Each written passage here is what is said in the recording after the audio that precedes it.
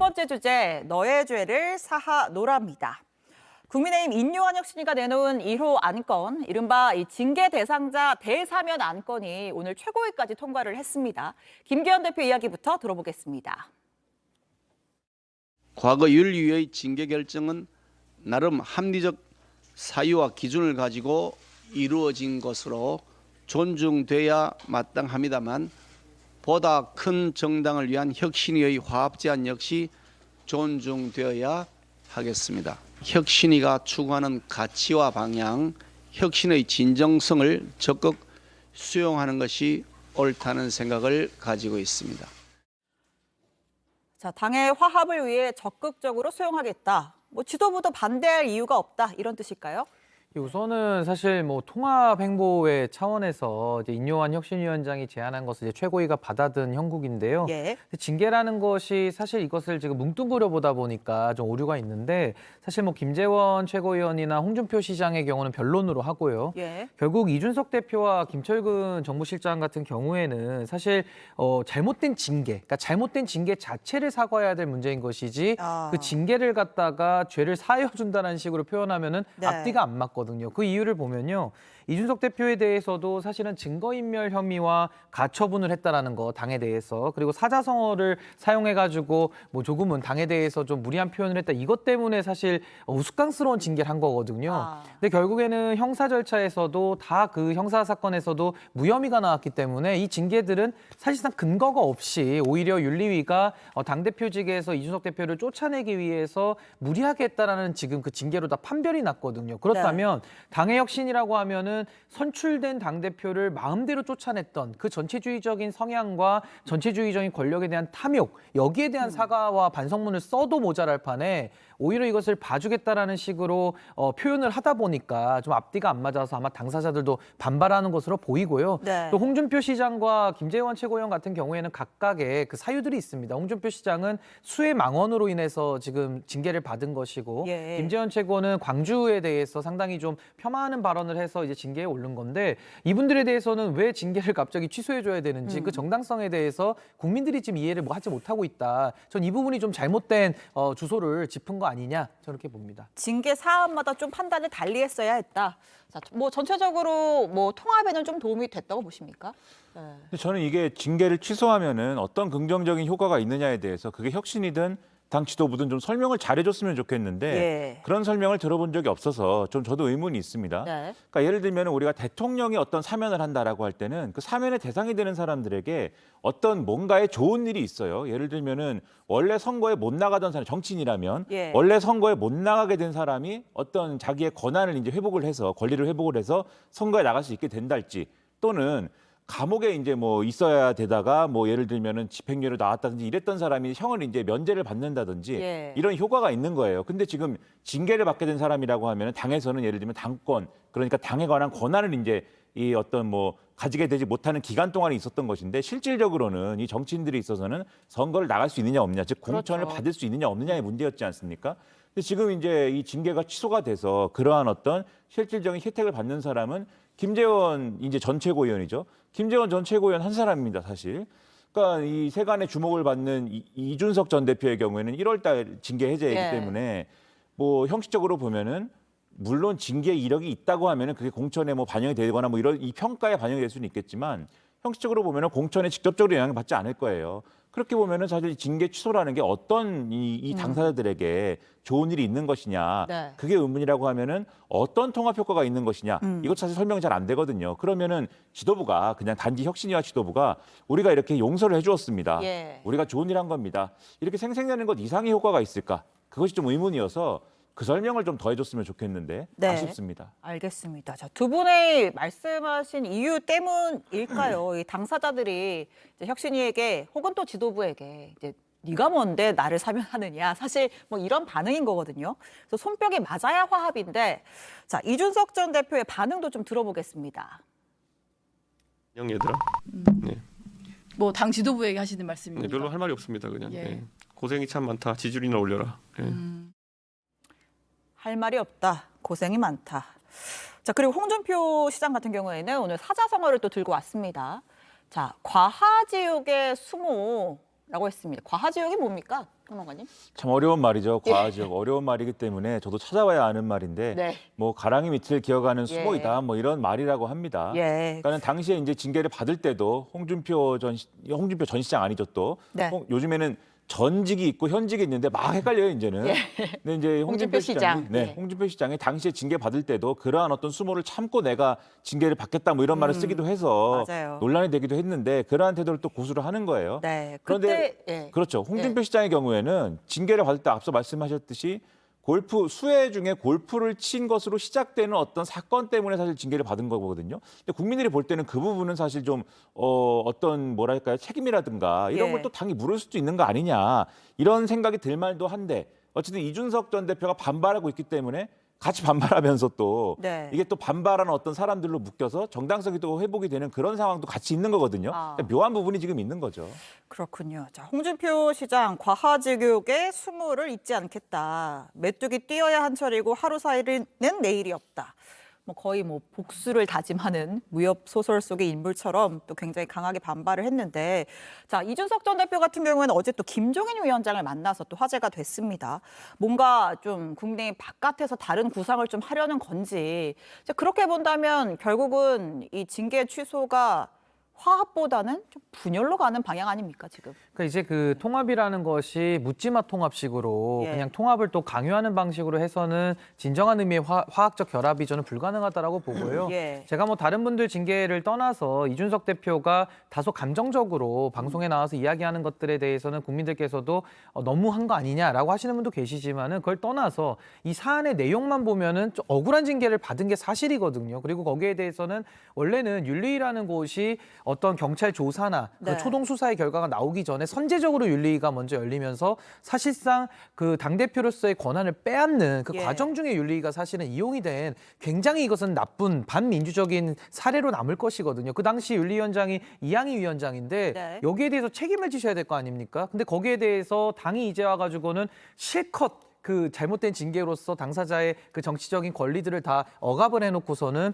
이제 와가지고는 다 통합을 위해서 기분 풀자 이런 식으로 하는 것은 국민들이 보시기에도 이거 좀 너무 과한 거 아니냐 이런 말씀을 할 수밖에 없어서 전 이준석 대표가 이제 당내에서는 정치기 때문에 본인의 공간을 더 찾으려고 전 노력을 할 것이라고 보고요. 예. 만에 하나 이제 그것이 어렵다라고 판단을 하면은 이제 김종인 위원장을 만난 것처럼 뭐 다른 대안들도 고민해 볼 수 있지 않을까 전 그렇게 생각합니다. 김종인 전 위원장은 어떤 조언을 해줬을까요? 김종인 전 위원장이 그동안 언론에 나와서 이준석 전 대표에 대해서 이제 한 말을 종합을 해보면 예. 일단은 이준석 전 대표가 이번에 이제 국회에 진출하지 않으면 예. 다음을 기약하기가 어렵다. 그러니까 네. 수단과 방법을 가리지 않고 일단은 국회의원이 되는 것을 우선시해라. 네. 라고 조언을 했다라는 쪽으로 생각을 해볼 수가 있을 것 같아요. 예. 그게 무슨 얘기냐면은 지금의 국민의힘의 어떤 지지율이라든가 상황을 가지고는 이준석 전 대표가 예를 들면 노원이라든가 이런 쪽에 이제 수도권의 지역구에 출마를 했을 때 당선을 장담하기가 어려운 거 아니냐. 그렇다면 그게 무소속 출마이든 또는 요즘에 많이 얘기를 하는 저도 여러 군데서 얘기를 했습니다만 신당 창당이든 이런 수단으로라도 빨리 좀 결단을 내려서 예. 이런 수단으로라도 좀 준비를 빨리 해야 되는 거 아니냐 이런 태도를 얘기하지 않았을까라고 이제 추측을 하는 건데 네. 이제 많은 사람들이 이준석 전 대표 이제 신당 창당설을 거의 이제 기정사실화해서 많이 얘기하고 있는 거 아니겠습니까? 다만 이제 이준석 전 대표의 행보는 아직까지는 물론 이제 신당 창당의 가능성을 계속 높여가고 있고 나름대로의 준비를 뭐 해나가고 있는 과정이겠습니다만은 아직까지는 국민의힘이 변화를 해야 된다. 변화를 해야 내가 어쨌든 선전해서 수도권에서 당선될 수가 있다라는 거를 전제하고 이제 움직이고 예. 있는 그런 거라고 봐요. 이번에 이제 이 대사면에 대한 어떤 태도도 마찬가지인 것인데 결국 이제 신인길 변호사 말씀하셨듯이 징계라는 거는 지금 이준석 전 대표에 대한 징계라는 건 어쨌든 확인이 돼야 되는 건 뭐냐면 이 징계가 이 어떤 법률적으로 그다음에 네. 규정적으로는 어쨌든 간에 정치적으로는 대통령으로부터 시작된 대통령의 뭐 그게 체리따봉 문자 뭐 이런 걸로부터 시작된 어떤 사건 아닙니까? 예. 그러면 사면이라는 게 가능하려면은 대통령의 태도가 바뀌어서 이준석 전 대표를 뭔가 수용하려고 하는 예. 포용하려고 한다라는 태도가 이제는 그러한 태도로 변화했다라는 게 최소한 확인이 돼야 이것도 이제 가능한 거거든요. 네. 그런데 당내에서는 그러한 태도가 확인되는 게 아니라 오히려 이준석 전 대표를 오히려 공천을 해서 네. 어려운 선거에 내보내서 자동으로 낙선시킨 다음에 저것은 이준석 전 대표의 실력이 모자라서 진 것이다. 라고 하고 끝내자라는 얘기가 지금 돌아다니고 있다. 그럼 뭐 이준석 전 대표 입장에서는 뭐 더 이상 이용당하지 않겠다 이렇게 생각할 수 있겠네요. 그런 얘기까지 나오니까 네. 그러면 이준석 전 대표는 당하고만 있을 수 없는 거 아니냐라는 얘기, 그런 차원에서 지금 이제 계속 가속 페달을 밟고 있는 거거든요. 네. 그러면 이 얘기가 사면 얘기로 정리가 되려면 적어도 지금 말씀드린 것처럼 용산의 어떤 의향이 확인이 돼야 되는데 전혀 그런 상황 아니기 때문에 사면 얘기는 작동할 수가 없는 거예요, 다 처음부터. 그러면 알겠습니다. 혁신위의 어떤 의도를 의심할 수밖에 없지 않겠느냐. 그래서 지금 이 상황인 거다, 이 말씀 드리는 겁니다. 알겠습니다. 자, 혁신위가요, 이제 1호 안건으로 지금 사면 얘기했고 벌써 2호 안건까지 준비 중이라고 합니다. 자, 지금 나온 얘기를 보면, 그러니까 소위 중진, 그러니까 3선 이상 의원들을 겨냥해서 한 지역구에서 3번 했으면 된 거 아니냐. 또 나올 거면 지역구를 바꿔라. 이런 이야기가 나오고 있습니다. 자, 저희가 세봤어요. 국민의힘 3선 이상 의원이 23명이거든요. 근데 그중에서 좀 주요 인물의 면면을 보면 지금 뭐 딱 보면 뭐 김기현, 윤재옥 지도부 있고 뭐 전현직 지도부 아니면 소위 말하는 뭐 핵심 친윤 인사들이 포함이 되어 있습니다. 자, 그럼 뭐 지금 사면은 사실 지도부랑 당사자끼리 관련은 없는 얘기인데 3선 대상으로 지역구 바꿔라라고 한다면 이건 지도부가 받아들일 수 있습니까? 근데 우선은 사실 국민의힘이 지지율을 높이기 위해서는 이런 식으로 그 본인의, 그러니까 당의 잘못을 인정하고 예. 그것에 대해서 원상복구를 하는 그런 기능들이 있어야 되거든요. 지금 핵심이 뭐냐면은 윤석열 대통령의 당의 사당화가 지금 이 지경까지 당을 만든 겁니다. 그럼 여기에 대해서 본질적인 문제에 들어가가지고 이준석 대표에 대한 징계 잘못했다. 예. 이걸 인정하고 오히려 반성하면 지지율이 올라갈 수 있거든요. 근데 지금 거꾸로 하지 않습니까? 이래서 지지율에 희망이 안 보이는 것이고, 또 하나는 지금 물갈이를 소위 말해서 한다고 하는데요. 영남 지역에 있는 의원들 지금 당에 대한 대통령실의 과도한 개입, 여기에 대해서 말 한마디 하지 못합니다. 그 선수가 굉장히 부끄러울 정도로 아무 말도 못하고 있거든요. 예. 근데 여기에 대해서 이분들이 당연히 교체할 필요성은 높죠. 그래서 교체를 하겠다고 지금 3선 지역구 이동 얘기가 나오는 건데, 그런 문제는 이분들에 대한 평가가 박하고 상당히 국민들의 지탄이 있는 건 맞습니다만은 예. 이분들을 교체한 자리에 그럼 누가 들어갈 것이냐. 제가 아까 서두에 말씀드린 대통령의 사당화라는 이 문제를 해결하지 않으면은 지금 이분들을 뭐 소위 물에 비유하면 3급수 정도거든요. 이분들 갈아가지고 4급수, 5급수가 들어오면은 오히려 물이 더 나빠지는 거거든요. 네. 그러니까 그 3급수, 4급수, 5급수라는 비유 자체가 더 대통령실에 대해서 맹종적이고 대통령과 친분이 가깝고 혹은 검사 출신이라든지 이런 소위의 대통령실이 주도하는 공천으로 물갈이가 된다면 이건 나쁜 물갈이거든요. 네. 그래서 저는 여기에 대해서는 국민들이 지금 다 지켜보고 있기 때문에 물갈이 그 자체가 저는 핵심이 될 수 없다. 저 그렇게 생각합니다. 네, 이제 신인규 변호사님 말씀을 받아가지고 생각을 해보면은 결국 이제 뭐 4급수, 5급수 공급하고 싶은 사람이 누구냐라는 문제인 것이죠. 만약에 정말 이제 그런 게 용산의 의향, 대통령의 의향이다라고 한다면 지금 지역구를 비워야 되냐 말아야 되냐라는 것은 굉장히 이 지금 이제 지도부라든지 영남권 다선 의원들은 굉장히 심각한 문제가 됩니다. 왜냐하면은 지역구를 비워줬으면 좋겠다라는 게 윗선의 의향이라고 하면 안 비울 수도 없는 거 아닙니까? 근데 예. 그런데 그렇다고 또 자신의 어떤 생존이 걸려 있는데 지역구 비우고 예를 들면은 아무리 지금 요새 뭐 김포를 서울시로 만들자라든지 뭐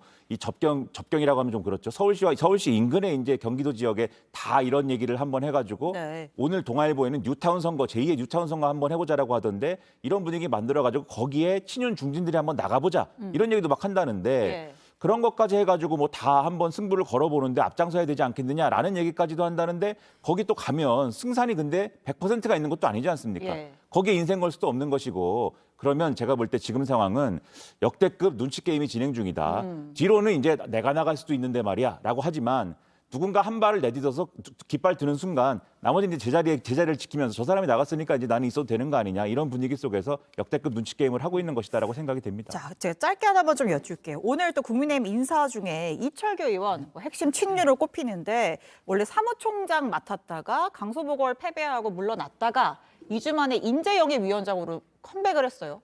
더 핵심 자리로 돌아온 거 아닙니까? 총선 앞두고. 저는 국민의힘은 왜 자꾸 그러는지 모르겠습니다. 예. 회전문의 힘입니까 이게?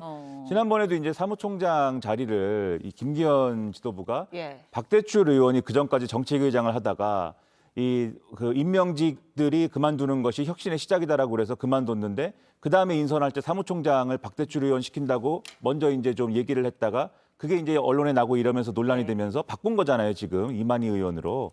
그래서 한번 시끄러웠는데 이번에도 이철규 사무총장 예. 그만둔 상황에서 그 다음에 이제 지금 인재영입위원장 상당히 중요한 자리인데 말씀하신 것처럼 그렇게 하면 이게 회전문 인사라는 얘기부터 나오지 네. 이게 뭐 자연스럽게 받아들여지겠습니까? 거기다가 이철기 의원이라는 분은 소위 말하는 윤핵관 4인방 중에 한 명인데 네. 인재 영입이라는 거는 지금 예를 들면 지난번 강서구청장 보궐선거 패배 이후에 뭔가 당하고 용산과의 관계, 수직적 관계를 청산하고 수평적인 관계가 되는 것이 뭔가 총선 승리의 하나의 조건처럼 얘기가 되는 상황에서 윤핵관 4인방 중에 하나가 인재를 영입하면 친윤에 가까운 인사들이 영입이 되는 것입니까? 무슨 뭐 비윤 뭐 이런 사람들이 영입이 되는 것입니까? 뭐겠습니까?